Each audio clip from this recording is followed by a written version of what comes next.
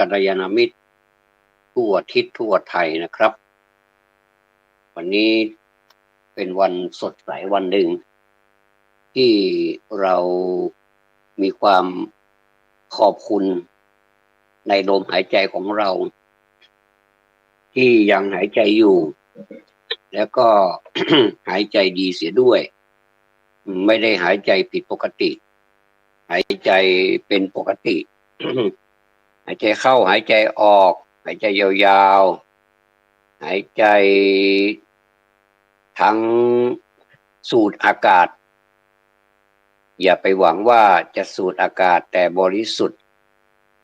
มันต้องมีสิ่งแปลกปลอมเข้าไปด้วยแต่เราก็ระมัดระวังที่ผมพูดเป็นปริศนาหมายถึงสูดเข้าไปทั้งกุศลกรรมและอกุศลกรรมถ้าเป็นกุศลกรรมเราก็สูดแรงๆสูดเป็นอย่างสม่ำเสมอแต่ถ้าเป็นอกุศลกรรมเมื่อไหร่แล้วเราก็พยายามอย่าไปหายใจหรือไปเจอกองอกุศลกรรมเข้าเรานักปราชญ์ท่านเปรียบว่าเหมือนเป็นกองขยะมันต้องมีอะไรป้องกันเป็นพิเศษมีกลิ่นมีฝุ่นเพียงแต่ฝุ่นแต่กลิ่นมันหรือว่าเห็นด้วยตาก็น่าเกลียดแล้วเพราะฉะนั้นนะครับอันนี้เป็นสิ่งที่เลือกได้ไม่จำเป็นที่จะเลือกการเลือกเวลาทันทีที่เราพบเราก็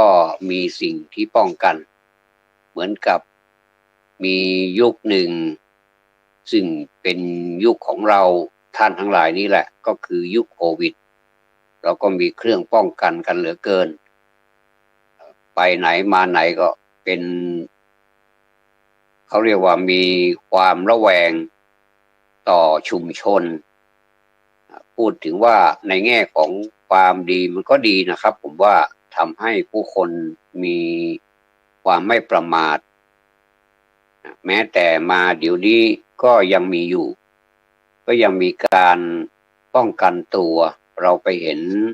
หลายๆที่ที่เป็นชุมชนมีผู้คนมากมายเขาก็ป้องกันตัวกันแต่ส่วนใหญ่แล้วก็มีเกือบครึ่งค่อนนะครับที่ปล่อยไปตามสบายๆวันหนึ่งเราชีวิตรอดมาได้นอกจากเราจะขอบคุณลมหายใจของเราแล้วเนี่ยนะครับเราต้องขอบพระคุณผู้ที่มีเมตตาต่อเราเป็นเบื้องต้นเมตตาชนิดนี้เป็นเมตตาที่มีระดับความสูงประเสริฐเป็นพิเศษกว่าอะไรในโลกนี้ก็คือเมตตาที่เกิดจากผู้ที่ให้กำเนิดเรามาแม้จะเป็นบุรุษหรือว่าเป็นสตรีก็มีความสำคัญมีความเป็นมนุษย์เสมอกันว่าไปถึงโน่นเลยแม้แต่จะมีฐานะมีสติมีปัญญามีความแตกต่างทางความคิดมีทางแตกต่างทาง IQ หรือว่าความคิดความเห็นอะไรต่างๆการประพฤติปฏิบัติต่างๆก็ถือว่าเป็นผู้เป็นคนเสมอกันเป็นมนุษย์เหมือนกันมนุษย์โสเหมือนกันเพราะฉะนั้นเราก็ต้องให้ความเป็นธรรมแก่ทุกมนุษย์ที่เกิดมารวมไปถึงสรรพสัตว์ทั้งหลายด้วยนะครับเพราะว่าคำที่เราบริกรรมหรือว่าคำที่เราให้ความเรียกว่าให้ปณิธานอธิษฐานกันอยู่เป็นประจำก็คือสัพเพสัตตาสัพเพสัตตาก็คือสัตว์ทั้งหลายทั้งปวงสัพเพสัตตาสัตว์ทั้งหลายทั้งปวงสัตตาก็คือสัตว์ทั้งหลายเป็นพหูวจนะสัพเพก็ทั้งปวงก็เราก็ยืนยันอยู่นะครับว่าแม้ จะอยู่แห่งไหนในโลกนี้นะครับที่ใดๆในโลกนี้ก็ถือว่าเป็นสัพเพสัตตากันทั้งหมดทั้งสิ้นอันนี้เขาเรียกว่าครอบจักรวาลหาที่สุดหาประมาณไม่ได้กลับมาหาคุณพ่อคุณแม่ผู้ให้กำเนิดเมื่อวานนี้ที่เมื่อคืนนะครับที่พุทธสถานเชียงใหม่พุทธสถานเชียงใหม่ถนนท่าแพก็มีพิธีวันกตัญญูซึ่งจัดโดยสาธุชนผู้มีใจรักในความดีความงามทั้งหลายทั้งฝ่ายบรรพชิตและก็ฝ่ายฆราวาสได้มารวมตัวกันณที่นั้นพบปะสังสรรค์กันไปด้วยผู้คนมิตรสหายที่ไม่เคยเจอกันมานานก็ทักทายกันด้วยความดีอกดีใจก็หยอกล้อกันเล่นว่าก็ดีแล้วล่ะที่เรายังมีชีวิตอยู่ขยันหายใจกันหน่อยนะก็หัวเราะกันมีความสุขนอกจากมีความสุขทางกายภาพหัวเราะพบปะจับมือไหว้กันแล้วนะครับเคารพนอบกันแล้วก็ยังได้ธรรมะเพื่อมาพดุงจิตใจของเราในวันสำคัญเช่นนี้แล้วก็มีฝนตกประปรายนะครับมีไม่ใช่เป็นเรื่องของปาฏิหาริย์อะไรเป็นหน้าฝน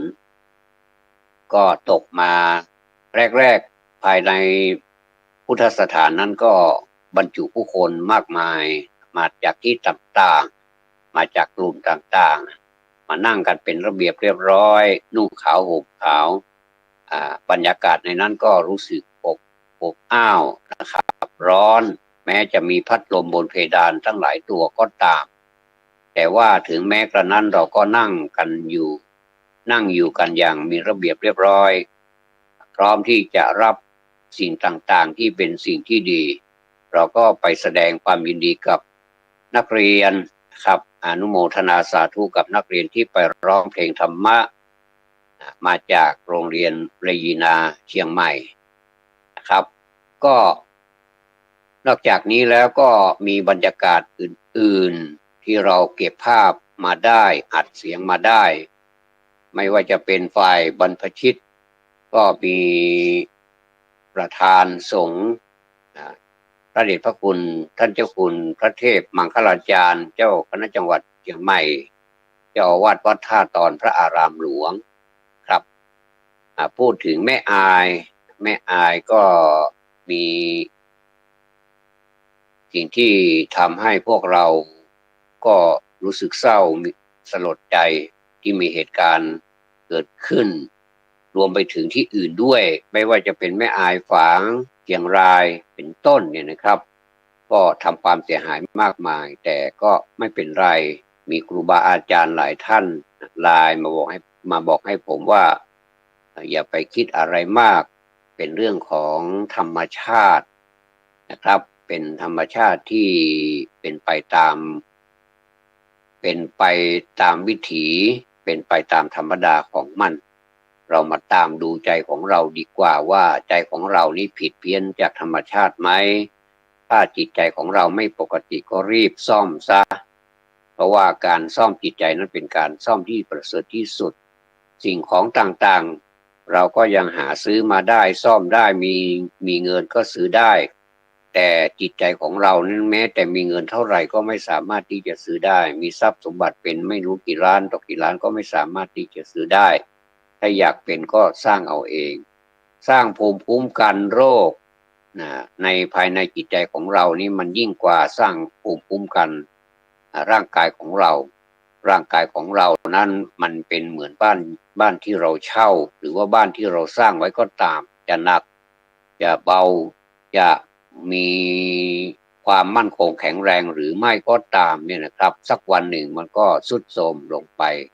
คร่ำคร่าลงไปเราก็ซ่อมถ้าซ่อมไม่ได้มันก็ต้องลื้อนะครับถ้าจะเปรียบไปก็เหมือนกับชีวิตคนเราเนี่ยนะครับถ้าหากว่าเราอยู่กับ บ้านของเราเนี่ยสรีระยนต์เนี่ยยนต์สรีระยนต์คือสรีระเนี่ยครับสรีระยันตังเนี่ยก็หมายถึงธาตุสี่ขันธ์ห้าเนี่ยที่เราอยู่กับมันทุกวันเนี่ยถ้ามันมีอะไรที่ผิดปกตินิดหน่อยเราก็สามารถที่จะปรับมันได้มันร้อนเกินไปเราก็สามารถที่จะปรับให้มันความร้อนของมันลดลงมาได้ให้มันพอดีมันเย็นเกินไปเราก็สามารถที่จะปรับให้มันเป็นพอดีเหมือนกับหน้าหนาวมันหนาวจัดเราก็มีผ้าห่มมาห่มก็ทำให้ร่างกายของเราอบอุ่นถ้าหน้าร้อนมันก็ต้องมีพัดลมมาเปิดพัดลมหลายท่านถ้ามีฐานะหน่อยก็สามารถที่จะใช้บริการของแอร์คอนดิชันได้ไม่ว่าจะเป็นพัดลมไม่ว่าจะเป็นแอร์ก็ให้ความเย็นเหมือนกันต่างกันตรงว่าชื่อของมันและก็ความเย็นของมันนี่ก็ต่างกันหน่อยนึงแต่มันก็พัดความเย็นให้เรานั่นแหละไม่ว่าจะเป็นธรรมะชนิดไหนนะครับมันก็เหมือนพัดลมเหมือนแอร์เหมือนผ้าห่มที่คนอื่นมอบให้เราหรือว่าธรรมชาติมอบให้เราเนี่ยมันก็เป็นไปตามธรรมดาธรรมชาติมีนักปราชญ์มีบัณฑิตมาพูดให้เราฟังเราก็สนุกสนานแต่ว่าในความสนุกสนานนั้นเราก็ต้องควรที่จะคิดไปด้วยว่าที่ท่านพูดมาเนี่ยมันเป็นความจริงไหมถ้ามันเป็นเรื่องตลกหรือว่าเป็นเรื่องโจ๊กอะไรสักอย่างหนึ่งเราก็หัวเราะแต่ว่าเราได้อะไรหรือเปล่าบางทีความหมายมันก็อยู่ความคำตอบก็อยู่ในคำถามนั่นแหละนะครับปรากฏว่าเมื่อคืนนี้เราก็สนุกสนานกันพอสมควรเราพบปะกัลยาณมิตรมากหน้าหลายตาอันนี้ก็เป็นบรรยากาศของพุทธสถานเมื่อคืนนี้มีผู้หลักผู้ใหญ่มาให้กำลังใจมีผู้ที่ไปรับสิ่งที่เป็นศักดิ์เป็นสีแก่ตัวเองที่ได้ทำมาอันนี้ก็เราก็สาธุอนุโมทนาไปด้วยการทำความดีนะครับแม้ว่าจะต่อหน้าหรือรับหลังเราก็ควรทำทั้งนั้นแหละนะครับไม่ว่าจะมีคนเห็นหรือไม่เห็นบางทีผมตามที่ประสบมาคนก็มาบ่นครับว่าทำดีแล้วไม่ได้ดีทำดีแล้วเจ้านายไม่เห็นทำดีแล้วผู้คนไม่เห็นทำดีแล้วสังคมไม่เห็นแล้วก็ยังไม่พอก็ถูกประมาทแล้วก็ถูกมองเห็นว่าเป็นคนที่ไม่ดีในสายตาของสังคมอันนี้ก็มีทุกคนก็อาจจะเจอผมก็เจอท่านก็เจอมันเป็นเรื่องของธรรมดานะครับก็ถ้าเรารู้ตัวว่าเราทำดีแล้วทำไมเราต้องไปแคร์อะไรต่ออะไรอีกเล่าแล้วก็ทำดีต่อไปการเป็นคนดีนั้นไม่จำเป็นจะต้องปรากฏให้คนอื่นเขาเห็นหรือว่าปรากฏให้สังคมเขาเห็นแต่ถ้าจำเป็นปรากฏก็ต้องปรากฏมีความสามารถถ้าเราสามารถที่จะปรากฏให้เป็นประจักษ์พยานว่าเรามีความสามารถก็ทำไปเถอะไม่เป็นไรหรอกเพราะว่าการทำความดีไม่ต้องมีการเกรงใจนะแต่ถ้าทำความชั่วนี้น่าจะเกรงใจกันบ้างนะคนเรานี่ถ้าเราเอามาชั่งเนี่ยเป็นตาชั่งทุกวันเนี่ยนะครับว่าระหว่างความดีกับความที่ไม่ดีนิยามสองนิยามนี้มันก็ต่างกันแล้วนะบริบทของมันเนี่ยมันก็ไม่เหมือนกันแล้วมันตรงข้ามกันอย่างแบบฟ้ากับเหวเลยแต่เราก็ยังพูดถึงว่าในสังคมนี้ก็ยังไม่ค่อยเข้าใจคำว่าความดีกับความไม่ดีก็ยังทำกันต่อไปคนที่เขาพร่ำสอนนักปราชญ์ทั้งหลายก็พร่ำสอนกันไปประหนึ่งว่าท่านมีหน้าที่สอนก็สอนไปฉันมีหน้าที่ที่ทำตามความสุขความสบายของฉันก็ทำไปเพราะว่ามันมีช่องทางเปิดให้แล้วว่าเอาอย่างที่สบายใจถ้าเอาอย่างที่สบายใจหมายความว่าอย่างไร ในความหมายบริบทของผู้ที่จะทำสมมุติว่าทำไม่ดีเป็นประจำเป็นอาจินเป็นทุกวันเขาก็จะบอกว่าเขาก็จะมีคำนี้แหละแก้ตัวว่าเอาอย่างที่ฉันสบายใจและก็มีคนที่มาบอกมันหนุนอีกว่าเอาอย่างที่คุณสบายใจก็แล้วกันถ้าอย่างนี้มันก็ไม่มีอะไรในกอไผ่มีแต่หนามเพราะฉะนั้นมันก็ต้องมีการที่จะให้รู้ความหมายของคำว่าเอาอย่างที่สบายใจคำว่าสบายใจในบริบทของพระศาสนานี้หมายถึงสบายใจทั้งเราและสบายใจทั้งสังคมด้วยไม่ใช่สบายใจนะในฝ่ายใดฝ่ายหนึ่งอย่างสังคมสบายใจแต่ถ้าเราไม่สบายใจเราไม่เห็นด้วยแต่สังคมมันถาโถมมาว่าสิ่งนี้มันดีก็เลยพากันสบายใจกันทั้งสังคมเลยอย่างนี้เราไม่รู้จะทำอย่างไรเราก็หลบอยู่มุมหนึ่งเราก็ต้องใช้วิทยายุทธในการครองตนของตัวนะครับการทำความดีเนี่ยมันไม่ใช่ว่ามันไม่ดีบางทีมันก็เสียความรู้สึกในบางสิ่งบางอย่างที่ทำไปเหมือนกันแต่ว่าเอาละเราไหนๆเราก็ทำดีละก็อย่างที่พูดนะครับว่า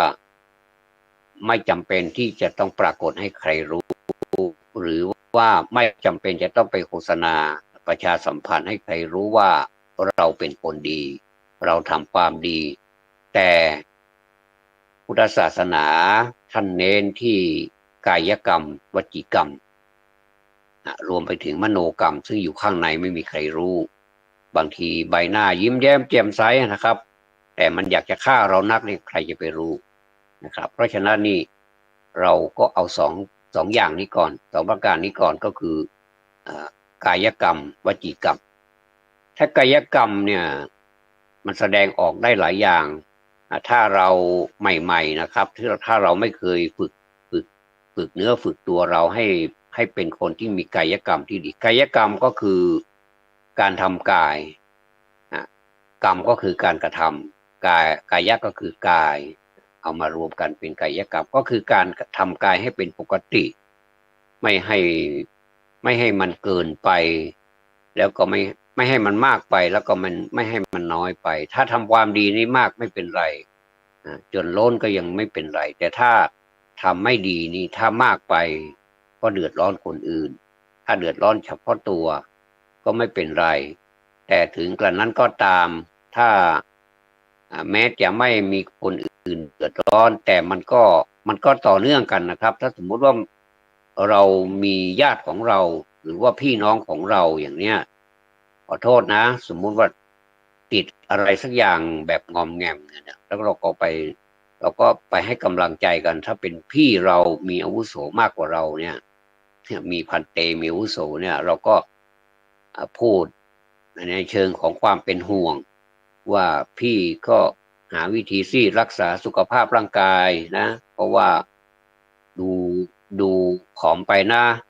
หรืออะไรเนี่ยเขาก็ยอมรับนะว่าเขาเป็นอย่างนี้มานานเพราะว่าปฏิบัติไม่ดีกายกรรมไม่ดีก็คือทำอะไรที่เสพอะไรเข้าไปในร่างกายแล้วมันทำให้เป็นอย่างนี้เป็นโรคนั้นโรคนี้เสี่ยงต่อโรคอื่นอีกมากมายเนี่ยเราก็ไปเตือนไปให้ความรักในฐานะที่เป็นพี่เราเนี่ยหรือว่าแม้แต่น้องแม้แต่ญาติแม้แต่คนที่รู้จักเพื่อนฝูงก็ตามเนี่ยนะถ้าเขา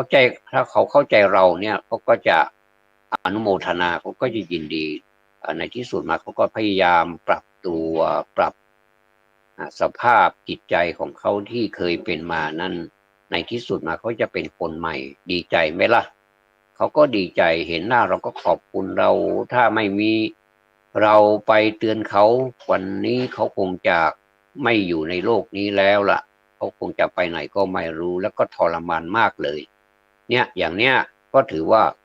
กายกรรมทางกายที่แสดงออกมาประพฤติปฏิบัติไม่ดีอย่างเนี้ยนะส่วนวจีกรรมก็หมายถึงที่เราไปพูดให้เขานะว่าเหตุผลที่มาบอกเป็นอย่างนี้ไม่ได้ รังเกียจไม่ได้รังงอนอะไรหรอกไม่ได้มีความเกลียดชังอะไรสักอย่างไม่ได้เกลียดชังเลย แต่ว่ามีความรักมีความหวังดีเนี่ยอันนี้เขาเรียกว่าวจีกรรมถ้าเราพูดตรงกันข้ามพู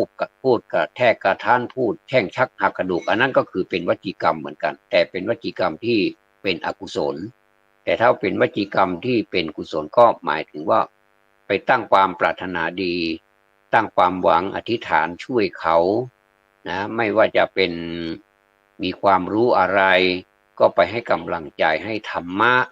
เนี่ยให้ธรรมะให้สิ่งต่างๆที่เป็นประโยชน์ต่อเขาอะนะมันก็เป็นสิ่งดีนะครับแล้วก็คนเรานี่ถ้าถึงเวลามันจะตายมามันก็ตายจะไปห้ามอะไรมันได้มันเป็นไปไม่ได้ที่จะไปห้ามมันได้ก็คนก็ตายกันไปทุกวันตายแล้วก็เกิดกันทุกวันคนในโลกนี้มันก็มีหลายพันล้านทำไงได้มันก็ต้องตายกันบ้างในเมื่อมันมีเจ็บมีตายมีเกิดมีแก่มีเจ็บมีตายก็มันก็หมุนกันไปอย่างเนี้ยแต่ว่าในช่วงของการมีชีวิตอยู่นะถ้าเราไม่ให้กำลังใจกันเนี่ยเราจะทำอะไรเราไม่ได้ปฏิบัติตามศาสนาเลยใช่ไหมเป็นคำถามคำตอบก็คือใช่แต่ถ้าเราทำกายกรรมทำวจีกรรมให้เป็นประโยชน์เนี่ยเขาเรียกว่าเป็นคุณเป็นประโยชน์ต่อกันแต่ถ้าเป็นไม่เป็นประโยชน์เขาเรียกว่าเป็นโทษต่อกันเลือกเอานะญาติโยมทั้งหลาย เลือกเอาว่าเราจะเอาฝ่ายไหนวจีกรรมอย่างท่านเทศพระท่านเทศบนธรรมาสน์ไม่ว่าใครปาฐกถาเรื่องของความถูกต้องไม่ว่าเรื่องอะไรก็ตามเถิดนะไม่จำเป็นจะต้องพระเทศบนธรรมาสน์หรอกแม้แต่ญาติโยมทั้งหลายนั่งพูดกันคุยกันพบปะสังสรรค์กันพูดดีให้กำลังอกกำลังใจกันอย่างนี้แล้วก็แนะนำให้ปฏิบัติธรรมปฏิบัติไม่จำเป็นจะต้องไปเป็นอย่างอะไรมากมายไม่ต้องมีพิธีรีตรองอะไรมากมายก็ได้พบปะกันตัวต่อตัวเป็นกลุ่มเล็กๆในบ้านเวลามีประชุมก็เราจะประชุมกันด้วยความพร้อมเพรียงกันประชุมเมื่อเลิกประชุมเราก็พร้อมเพรียงกันเลิกอย่างเนี้ยก็เรียกว่าให้ธรรมะกันในขณะที่ก่อนที่จะประชุมนั้นก็ให้ข้อคิดข้อเห็นให้มีโอวาทอย่างเนี้ยนะถ้าสมมุติว่าผมมีความคิดนะว่าการประชุมไม่ว่าจะเป็นประชุมหมู่บ้านอะไรที่เป็นกลุ่มหมู่บ้านเนี่ยเป็นความจำเป็นที่ต้องประชุมอย่างน้อยที่สุดบ้านหลังหนึ่งก็มีคนไปคนหนึ่งหรือถ้ามากกว่านั้นก็ได้ไม่เป็นไรแต่ว่าหลักๆก็คือบ้านหลังหนึ่งสมมุติมี500หลังก็สมาชิกในบ้านก็ไปคนหนึ่งเพื่อไปฟังข้อมูลข่าวสารอะไรต่างๆเนี่ยมันเป็นความจำเป็นที่จะต้องรู้แต่ว่าผมให้ข้อสังเกตให้ข้อคิดหน่อยหนึ่งนะว่าก่อนที่เราจะประชุมนะเราควรจะให้ธรรมะกันบ้างโดยที่ว่าถ้าไม่ถนัดและมีผู้ที่มีความรู้ในด้านธรรมะก็เชิญเขาให้เกียรติกันนะครับว่าเราจะทำอย่างไรดีจะมีคนมาแสดงทัศนะมีให้ข้อคิดข้อเห็นอะไรต่างๆณที่ประชุมแห่งนี้ก่อนที่เราจะเข้าสู่เนื้อหาของการประชุมอย่างเนี้ยให้เวลาเขาสัก3 นาที5 นาทีก็ได้เขาดีใจนะครับเพราะว่าแต่ละบ้านนั้นมีนักปราชญ์มีผู้รู้ในสาขาแขนงต่างๆมากมายเลยแต่เรามองไม่เห็นแค่นั้นเองเรานึกไม่ถึงถ้าหากว่าเรานึกถึงแล้วก็เป็นอย่างนี้นี่เองมันน่าจะเป็นประโยชน์นะเราก็ลองทำดูสิครับอย่างหรือไม่ก็เอาทางศาสนาก็ได้ทางศาสนาที่เป็นสวดมนต์ก็ได้ถ้าสมมติว่าก่อนที่จะมีการประชุมไม่ว่าจะเป็นประชุมชาวบ้านกลุ่มเล็กๆในระดับหมู่บ้านในระดับตำบลอำเภอจังหวัดอะไรก็แล้วแต่นะครับผมว่าต้องมีบทสวดมนต์สักหน่อยนึงนะเป็น เป็นบทสวดมนต์พื้นพื้นฐานของเราที่เราทำกันเป็นประจำทุกวันเนี่ยนะอรหังสัมมาเรียบร้อยกับนะโม3 รอบแล้วก็อิติปิโสสวากขาโตสุปฏิปันโนมันน่าจะเป็นการจันลงใจที่ดีนะหรือไม่ถ้าไม่เอาแบบนี้ก็เชิญบุคคลใดบุคคลหนึ่งที่มีที่ไปที่ไปประชุมด้วยแล้วท่านอยู่ในสถานที่นั้นด้วยเนี่ยก็เชิญท่านให้แสดงความเห็นมีประสบการณ์อะไรก็พูดให้กันฟังไม่ว่าจะเป็นด้านสุขภาพก็ได้นะด้านการรักษาตัวการครองตนให้มีสุขภาพดีมีอายุยืนยาวมาถึงขนาดนี้แล้วก็ทำอย่างไรให้มีความรู้ให้มีอาชีพอย่างเนี้ยผมว่ามันจะดีนะก็โปรดได้บรรจุเข้าไปเถอะนะก่อนที่จะมีการประชุมกันไม่เสียเวลามากนะครับเราลงทุนประมาณ3 นาที5 นาทีแค่นั้นเองแต่ว่าผลประโยชน์ที่มันได้มาเนี่ยมันตลอดการและนานเทินนะครับ ก็ขอฝากไว้ให้ผู้ที่เป็นผู้บริหารเป็นผู้หลักผู้ใหญ่ในหมู่บ้านในตำบลในอำเภอในจังหวัดพิจารณาไว้ด้วยเถิดนะครับ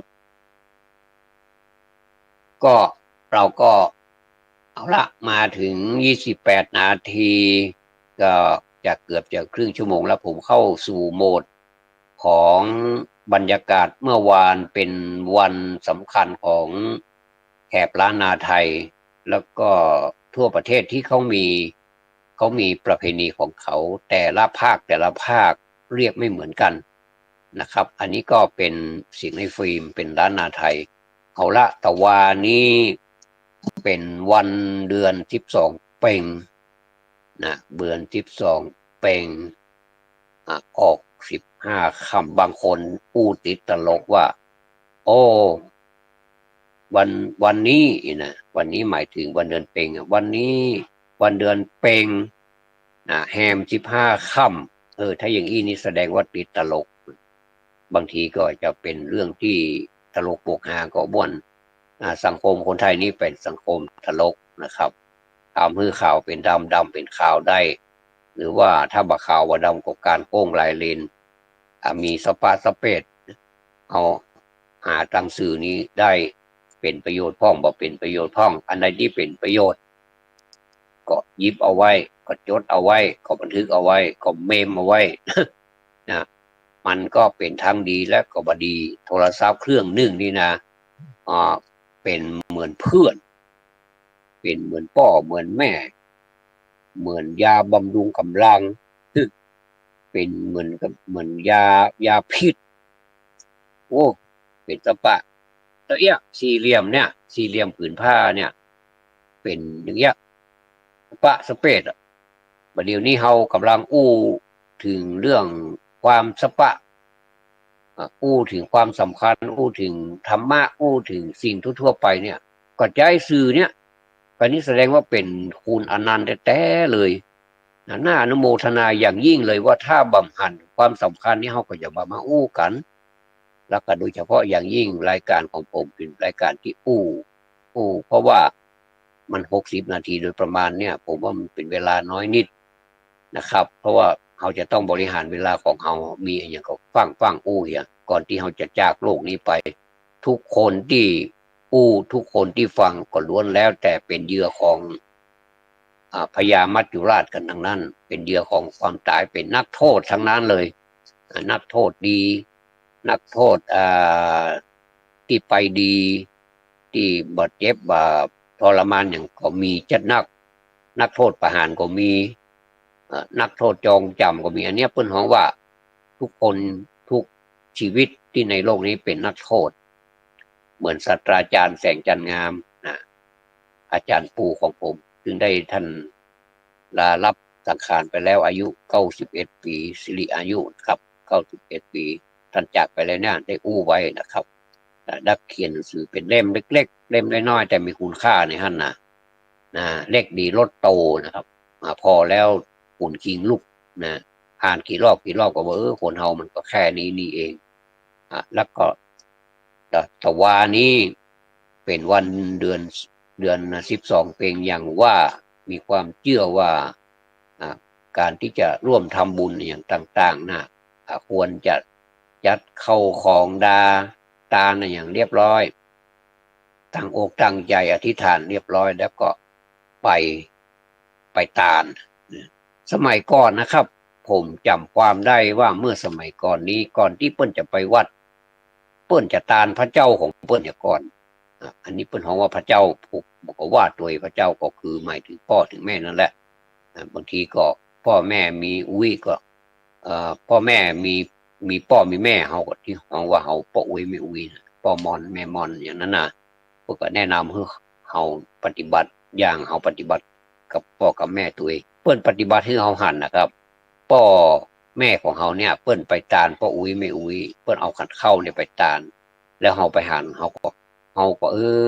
าตาลให้พ่อกับแม่พ่อดีก้าเพราะว่าพ่อแม่เปิ้นก็เป็นตัวอย่างเฮาเนี่ยเปิ้นว่าคนเฮาบ่กองหันกันแต่แรกเนี่ยมันก็เกิดความคิดนะครับมันเกิดความคิดเล็กๆแล้วมันจุดประกายให้เป็นความคิดใหญ่ๆได้ว่าเฮาก็ควรตาลให้พ่อกับแม่เฮาแล้วเขาก็ตามทำกันมาพอแยกกันมาอย่างเอี้ยเมินแล้วผมก็เคยตานขันเข้าให้พ่อให้แม่เป็นประจำเลยเมื่อเป็นน้อยๆแล้วคนอื่นถ้าเปิ้นพอด้วยความบ่เข้าใจเปิ้นก็จะว่าคืดนั่นน่ะเปิ้นยังตายเตื้อไปตานให้เปิ้นว่าอย่าแต่มันก็มีแห่งอย่างนะครับการตานขันเข้านี่มันจะเหมือนกันหมดนะตานหมายความว่าหม้อเพิ่นเปิ้นตานก็คือการฮื้อเนาะฮื้อตานนี่ไม่ใช่ว่าตานเฉพาะคนที่มันตายแล้วมันจะคนเป็นนี่ก็ตานได้ถ้าเอาไปตานคนตายหมดทุกเจ้าก็มีงานทำอ่ะเพราะว่าจะต้องไปตานกับจุ่มปวกตานกับต้นไม้ตานในป่าหิ้วที่เผาพ่อเผาแม่หรือว่าเผาญาติพี่น้องของเฮาอ่ะที่ป่าหิ้วบอกเอาไปตานป่าหิ้วหมดอ่ะเพราะเฮาจะเพิ่นบอกว่าไปตานกับคนเป็นมันจะไปได้ฮับอย่างเงี้ยอันนี้มันต้องอู้กันยาวอยู่นะครับมันเหมือนกับไปรษณีย์นำสารของเฮาไปมอบให้แห่งคนหนึ่งที่เฮาต้องการส่งสารไปให้อย่างเงี้ยถ้าเขียนจดหมายผิดซองมันก็ไปแหมถึงคนหนึ่งมันยุ่งยากเหมือนกันเด้อนะเพราะฉะนั้นนี่เขียนให้มันดีๆเนาะตาลให้ไอ้กอดันไปเขียนเป็นไอ้ขอหรือว่าเขียนเป็นทอนกูมีหัวตังในเอาแล้วกับนี่ยุ่งละไอ้กอกับไอ้ถอนลู่กันอิ่มตายนี่จะเป็นไปได้เป็นไปบ่ได้ก็บอกเฮาก็บอกวิญญาณเฮาก็บ่หันเนาะแต่ว่าโดยรวมแล้วจะตานไปหาวิญญาณกันเป็นส่วนใหญ่จะมีข้องที่ตานไว้ไปหน้าตาเตบุตรเทวดาไม่ทอดนี้เจ้าตีสปะสเปดสัตว์ปวสัตว์เจ้ากรรมในเวรต่างๆว่ากันไปเป็นอุตสาหกรรมในวันตาลนะครับ ก็เลยเป็นประเวณีมาตฮอดประเดี๋ยวเนี่ยมาอู้ถึงเมื่อเราฮื้อพ่อแม่ตาลก็คือการฮื้อเนี่ย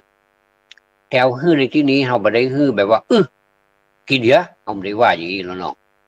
วจีกรรมเขาดีอยู่หรอกเขาก็เข้าไปนอบน้อมจัดดาแต่งย่องอย่างต่างๆเรียบร้อยแต่มันจะแปลกอยู่อย่างนะครับถ้าเขาไปตาลให้คนตายที่วัดเนี่ยเขามักจะใส่ดอกไม้ธูปเทียนแต่ว่าที่ผมปฏิบัติมาเมื่อแต่ก่อนนี่นะครับแม้บัดเดี๋ยวนี้ก็ยังปฏิบัติอยู่เนี่ยครับแต่พ่อแม่ท่านก็จากไปแล้วเนี่ยเขาจะตานแบบนั้นเขาหาเพื่อนปะละบอกเป็นตัวบอกเป็นตนแล้วเพราะเป็นอนัตตาเนาะบอกมีตัวมีตนแม้แต่ตัวเขาก็เป็นอนัตตาเป็นอนิจจังทุกขังอนัตตาเหมือนกันหมดนะครับทีนี้เมื่อเอาไปตานเขาก็ต้องอาศัยภิกขุผู้มีศีลภิกขุผู้ที่เป็นอุชุปฏิปันโนเป็นผู้ตรงเป็นยายาปฏิปันโนอย่างต่างๆเนี่ยนะครับแปลไปมันก็เสียเวลาเอาไปแปลคนเดียวนั่นเองจะไปขี้คานกันมันแปลมันยังไงพ่อเขาก็อยากงูไปสุมาแต่เนื้อเล่นมาได้เนอะหลายท่านมีความหูนักเลยพงแต่มันยอมบอกความหูของท่านมาแสดงมาเตอบ่เมินเอาก็ปากันไปหมดละนะทยอยกันไปเป็นรุ่นเนี่ยบ่เจ้ว่ารุ่นก่อนเปิ้นมาเปิ้นเกิดมาอยู่เมื่อละเปิ้นก็ไปก่อนบ่ใช่นะครับบัดเดี๋ยวนี้มันแซงกันไปก็มีหรอกรุ่นมีเจนหลายเจนที่หัวเสียเปรียบ หันเกณฑ์ที่เปิ้นเกิดมาก่อนนั้นเปิ้นไปเฮาก็ลองตายเพราะเราก็เลยป้ากันตายแบบว่า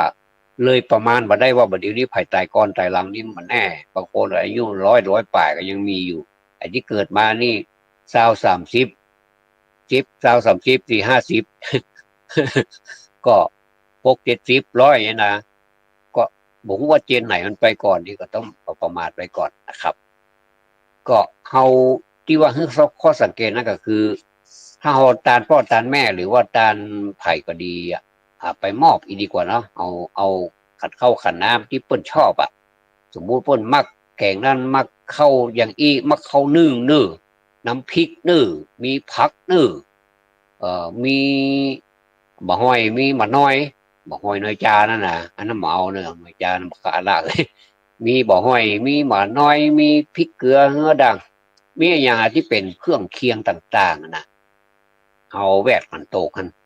แล้วมีน้ำพริกนะมีอย่างแม่อุ้ยนะแม่อุ้ยที่เปิ้นลงคลิปนะโอ้อายุยืนได้พอกำเข้าบนนะบ่ต้องกินแก้มปีไว้หรอเอาใครให้เป็นอย่างนั้นนะอายุยืนแล้วก็มีความแข็งแรงอย่างก็เดียวเนอน้ำพริกมันจะเนอบ่ได้นะมันน้ำพริกติดเข้ามาจัดหนักนะโอ้มากเพชรเกี่ยวกับแท้ไม่อุ้ยนะแล้วก็กระเดียวเอาผักขึ้นมากระเดียวเอาหน่อขึ้นมาเนี่ยใส่ปากกินตุยเป็นดีลำผมมาย่าพ่องก็ลำกันหรอกเอาก็มาเรียนแบบนะเขาท่าดีอย่างสดเป็นบุญละนะการฮื้อพ่อฮื้อแม่หรือว่าญาติพี่น้องที่เคารพนับถือเนี่ยเป็นการฮื้อแหมแบบนึงก็คือในขันโตกที่เฮาฮื้อนี่นะครับบ่มีสวยดอกนึบ่มีสวยดอกมาจะมีเผอใส่สวยดอกเพราะว่าผมที่ได้ทำต่างๆกันมาเมื่อแต่ก่อนเนี่ยนะได้พ่อแม่ได้สอนเอาไว้แล้วก็ทำเป็นตัวอย่างเนี่ยเอาไปตานพ่อตานแม่เขานี่จะเปียวสวยดอกใส่เนื้อเปิ้นยังบ่ตายเท่านะมันเป็นแตกต่างกันตรงนี้นะครับแต่ว่าเฮาผู้จาเปิ้นพระคุณของเปิ้นเหลือล้นพ้นประมาณพ้นโป้นผะมานแต่นะครับเพราะฉะนั้นนี่ถ้าคนเฮาเจนเฮาน่ะหรือว่าเจนลูกเจนหลานของเฮานี่ทำได้มีเหมือนกันผมนี่ก็มีเหมือนกันลูกปฏิบัติต่อพ่อต่อแม่เวลาที่ลูกจะกินข้าวนี่นะครับลูกจะแบ่งมาเวลาที่ผมนั่งจัดรายการอย่างเงี้ยหรือว่าผมกำลังจะง่วนอยู่กับการเขียนหนังสือเนี่ยบ่ได้ลูกไปกินเนี่ยลูกก็จะเอามาละเอาเข้าเอาน้ำมาวางแล้วก็มีฝามาปิดกันแมงตกแล้วผมก็รู้สึกว่าอันนี้ก็คือการฮื้ออย่างหนึ่งนะครับอันนี้เขาก็ภูมิใจกับว่าเขาก็เพราะว่าลูกเขานี่ก็มีความฮักเขาเหมือนกันล้อเหมือนเขาฮักเขามันต้องไปวางอย่างกับเขานักนะครับว่าเขาจะสร้างอนาคตให้เฮาเป็นอย่างนี้แต่ว่ามันแสดงเจตนาออกมาเลยนะครับว่าละอ่อนนะถ้าเขามีความคิดเดี๋ยวมันดึงสร้างความดีขึ้นมาแล้วมันก็ปรากฏตัวแล้วมันจะเป็นที่ขจรกระจายไปให้คนอื่นเพื่อได้หูได้หันอู้ถึงลูกนะครับมีความสามารถหลายอย่างบางอย่างผมก็บอกรู้นะครับผมก็ต้องอาศัยลูกของผมนี่เป็นครูผมเป็นคนหนึ่งแต่ลูกเขาก็เคารพเขาแต่เขาก็เคารพในความมีปัญญาของลูกเขาต่างคนต่างมีความเคารพกันในคนละแง่คนละมุมแต่ว่าลูกนั้นแน่นอนที่สุดมันเป็นไปโดยธรรมชาติของลูกนะครับที่เขาสร้างเขามาเขาก็เคารพเขาแต่ว่าเขาบ่ยอมบอกเขาหรอกว่าเขาเคารพเขาแต่ว่าด้วยพฤตินัยด้วยพฤติกรรมของลูกเขาเนี่ยถ้ามันดีมันก็ดีแต่อ้อมปอกนะกรรมโบราณถ้ามันวอกนะงอกเต็มหัวมันก็วอกคนว่าอย่างอี้นะครับอันนี้ไม่ได้ว่าคือไผนะว่าโดยรวมคนโบราณคนบักเก่าเป็นอู้อย่างอี้ถ้ามันจะดีนะลูกเต้าจะดีภัยกระจ้างเด้อบทมันจะดีนะมันดีแต่อ้อมปอกหมายถึงว่ามันดีตั้งแต่เกิดมาแล้วตั้งแต่เกิดมาเนี่ยตอนที่มันเกิดนี่มันดีบ่ดีบ่หูตัวเด้อนะครับตอนนั้นช่วยเหลือตัวเองบ่ได้แต่พอใหญ่มาใหญ่หน้ากล้าบานมาหูกำปนมาได้รับการศึกษาเนี่ยอันนี้เป็นเครื่องวัดกันว่าลูกจะดีบ่ดีถ้าลูกบ่ดีนะอิ่มตายก็จ้างมันดึงดีมันที่มันบ่ดีเนี่ยมันมีสาเหตุมาจากหลายประการด้วยกันนะครับ ก็คือสิ่งแวดล้อมเพื่อนฝูงแล้วก็สมัยใหม่มันเทคโนโลยีมันเข้ามาครอบงำทำให้จิตใจมันปรวนเปรกันเนาะถ้าปรวนเปรนี่เป็นไตไปแล้วนะปรวนเปร บ่มีงองูเนอทางใต้นะงองู ก็มันก็จะปรวนแปรไปถูกสังคมหล่อหลอมสังคมอบรมไปในตัวแล้วก็แห้งด้วยเหมือนกับน้ำท่วมน้ำบาไหลหลากน้ำป่าไหลหลากนะมากระทะทางมาแล้วก็ทำความเดือดร้อนอย่างเงี้ยมันก็มีเหมือนกันในสังคมนี้ก็มีเพราะฉะนั้นพ่อแม่ก็ต้องมีความอดทนบอกให้เขาบางทีก็แห้งใส่กันพ้องเสร็จแล้วก็เข้ามากอดกันก็ปากันให้ก็มีอย่างนี้ก็มีนะครับก็มาได้จริงจังอย่างกับลูกนักโดยเฉพาะอย่างยิ่งความเป็นอิสระของเขาเนี่ยก็ปล่อยให้เขาในโลกของความเป็นเจนวัยรุ่นหรือว่าใกล้ๆกับวัยรุ่นคือวัยรุ่นแล้วก็เริ่มที่จะเป็นผู้ใหญ่มาเนี่ยเขาก็จะสร้างอาณาจักรของเขาเหมือนเฮานะกะเฮาก็ยังสร้างอาณาจักรของเฮาต่างคนต่างมีอาณาจักรของใครของมันรู้ดิ เอาแปลงบ้านของเฮามากายหน้าบ้านนี่เนอะอย่า ถ้ากายดีก็ดีนะถ้ากายบ่ดีมันก็บ่ดีนะกายไปกินขนมลูกใดลูกเบามาโอ้ออกขวางหน้าบ้านเปิ้นอย่างเงี้ยถ้าอย่างนี้นี่มันนวมคนกู้นะเนาะ หรือไม่ก็สูบบุหรี่ลูกไหนมาลูกไหนลูกเบามาโอ้มาถึงหน้าบ้านเฮาอย่าเอามาขว้างหันอย่าก็มันก็ยังบัดเก็บใส่กระเป๋ามันเนี่ยเนาะผมบ่รับผิดชอบเหี่ยเอามาขว้างอย่างหน้าบ้านเปิ้นหันหรือว่าหน้าบ้านมันมีมันยังไปขว้างหน้าบ้านมันก็เว้นหน้าบ้านมันเห็นนะมันก็ลวกแล้วแค่เนอะแต่มันมาขว้างหน้าบ้านเฮาเพน่ะไผก็นึกว่าหูมแล้วเนาะอันเนี้ยยกตัวอย่างอย่างเงี้ยนะครับเอ่อการฮื้อเนี่ยเป็นการฮื้อที่ประเสริฐนะบอกว่าพระก็ดีภัยก็ดีผู้รู้นักปราชญ์ทั้งหลายก็ดีเนี่ยเปิ้ลก็จะสอนแบบนี้ว่าแม้แต่จะน้อยนิดนะแม้แต่จะน้อยเดียวก็ตามถ้ามีความกตัญญูนะงูกูนะแล้วก็ต้องมีกตวิธีด้วยเนอะความหมายน้อยนึงนะครับกตัญญูหมายถึงคนที่ฮู้กุลฮู้ศึกษาฮู้ว่าเปิ้นมีคุณต่อเฮาอย่างไรพ้องเนี่ยมันต้องฮู้แน่นอนละ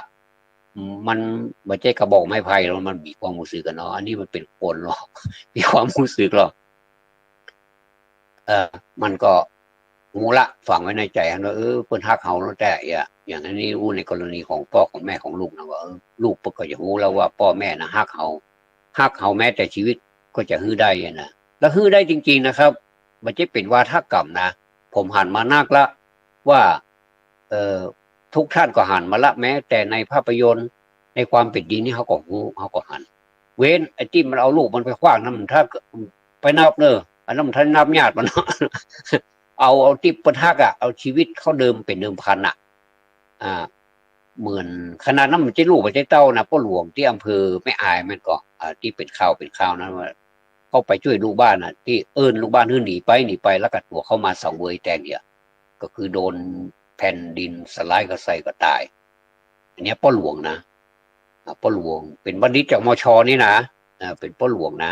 ที่อำเภอแม่อายถ้าจำบ่ผิดนะครับอย่างเงี้ยแต่พ่อแม่นะสมัยหรือดีก่อนนะทุกสถานการณ์เลยสามารถที่จะฮื้อได้อีกนะครับมาเที่ยวไปถามก่อนเด้อว่าฮักลูกมองใดบอกก่อนถูกเคยอยากดอกบอกก่อนถูกก็บอกผิดนะก็หมายความว่าบอกก่อนถูกนี่มันจะอู้อย่างไรมันอู้บ่ถูกนะครับไม่ใช่ว่าบอกบ่ถูกหมายบอกผิดไม่ใช่นะอันนี้แหละเฮาฮื้อนะครับรวมไปถึงฮื้อคนที่จากไปแล้วเนี่ยเปิ้นฮ้องว่าทักขินา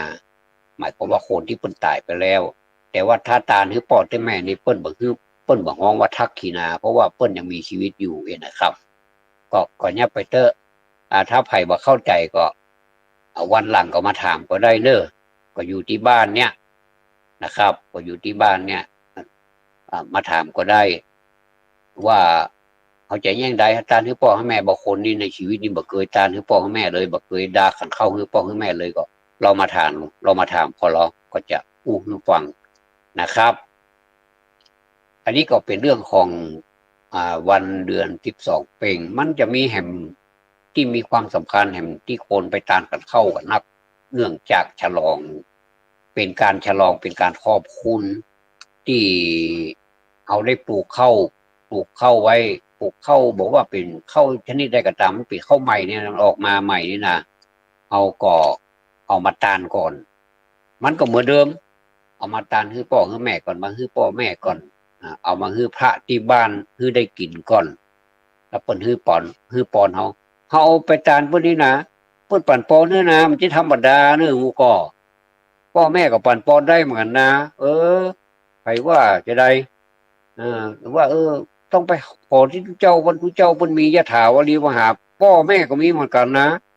เขาก็ได้เรียนมาเหมือนกันเน้อเตื้ออะล่ามันมียะถาวรีวหาก็อายุวันโนสุขังพลังก็ยอดปลายมันก็สุดยอดแล้วรู้เนาะแล้วปลายปอก็จะห้ามให้อย่างอื่นเนี่ยโอ้เป็นดีม่วนดีงานนะอันเนี้ยเปิ้นฮ้องว่าอยู่แบบกตัญญูกตเวทีต่อผู้มีพระคุณสูงสุดนอกจากนี้ก็มีความกตัญญูต่อบิดามารดาแล้วก็จะมีครูบาอาจารย์นะมีบิดามารดามีครูบาอาจารย์ที่ให้ความรู้เฮามาผู้ที่มีอุปการะคุณต่างๆบรรพบุรุษของเฮาเจ็ดเจนขคุณเป็นเก้าดูเก้าเจนขคุณเป็นแดนแสนเจนขคุณเป็นขนาดโอ้ที่เจนบ่ล่ำบ่เหลือน่ะอันน่ะไปจนบ่สุดบ่เสี่ยงบางที่กู้เป็นล้านบ่นะพอเจนเดียวนี่มันก็ถึงแม้หากแล้วนะก็อันนี้ก็ม่วนกันไปตัวอู้กันไปตัวนี่อู้ถึงเรื่องของวัน12เป่งแล้วที่ว่ามีแหมวันนึงก็คือเดือน4เป่งหรืออันก็เป็นเดือนนี้เดือนนี้นี่หมายถึงเดือน12ทางใต้เป็นเดือนนี้บ้านเฮานี่ก็อันนี้ก็มีพิเศษอย่างน้อยก็คือนอกจากจะไปตานขันเข้าขันน้ำฟังธรรมกันที่วัดละแต่ก่อนเพิ่นฟังธรรมกันที่วัดเวลาตั้งธรรมหลวงมันก็ไปตั้งที่วัดเป๊ะเลย15ข้ามหน้ามันพอปัจจุบันนี้มามันก็เลยกลายเป็นเอาไปจัดสถานที่อื่น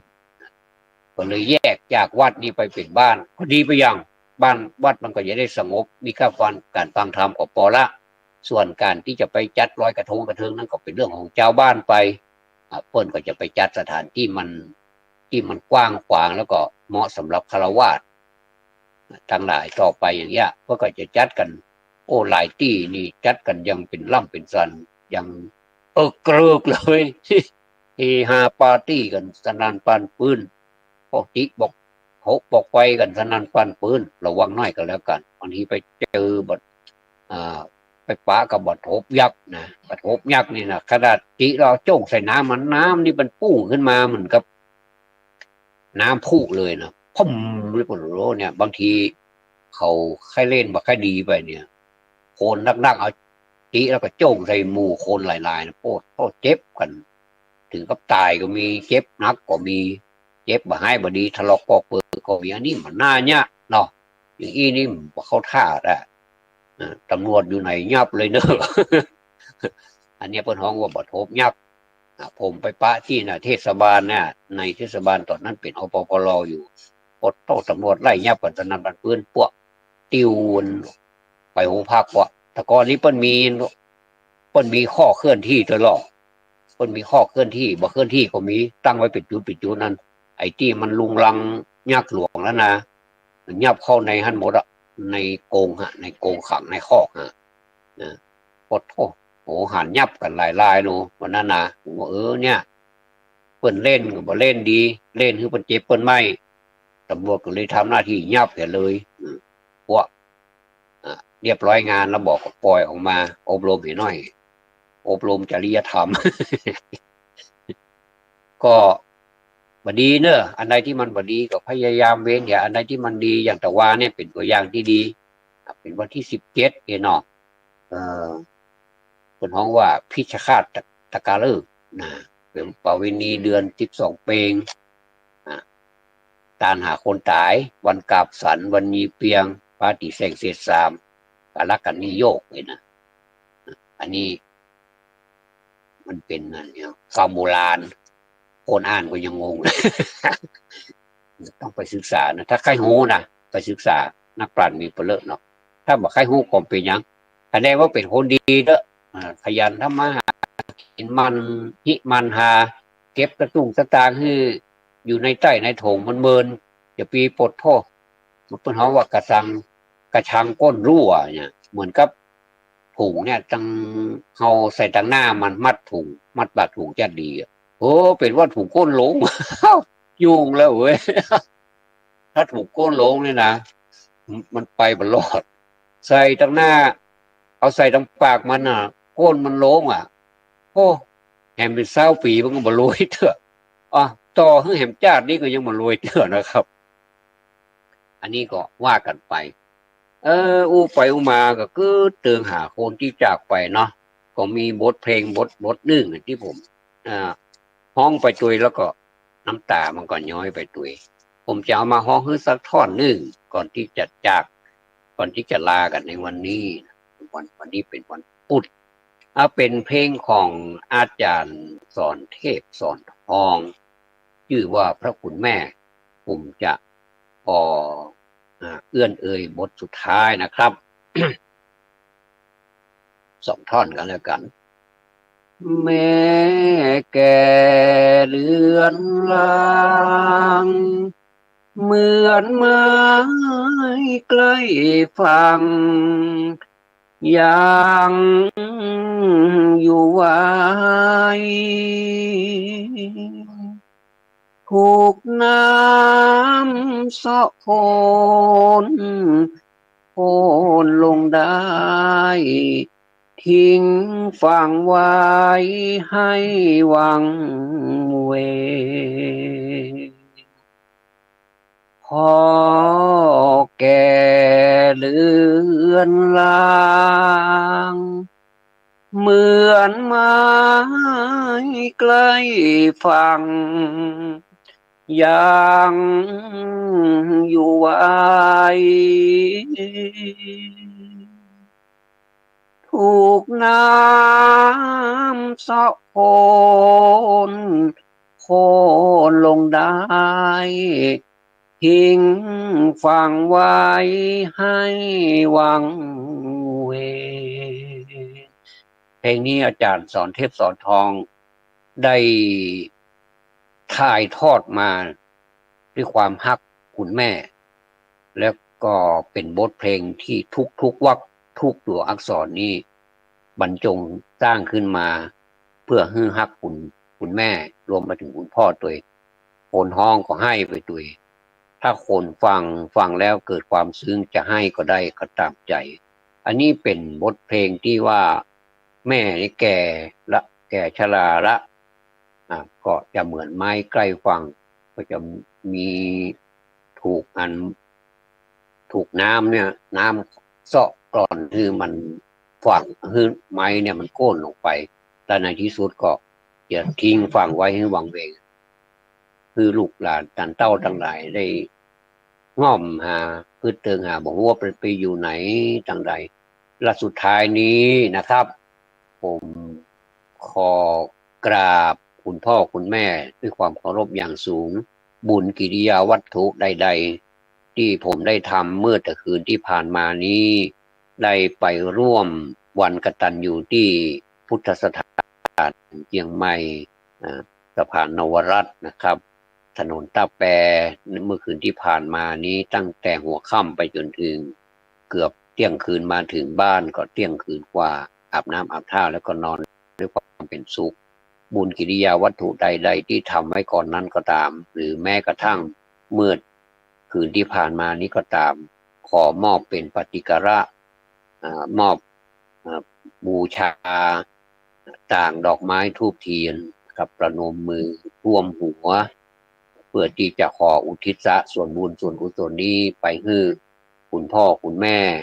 ปู่ย่าตายายบรรพบุรุษทั้งหลายที่ท่านได้ล่วงลับดับขันไปแล้วหรือแม้ท่านที่ยังมีชีวิตอยู่ก็ดีก็ขอให้ท่านมีแต่ความสุขมีแต่ความสุขมีแต่ความสุขเหมือนกันทุกผู้ทุกคน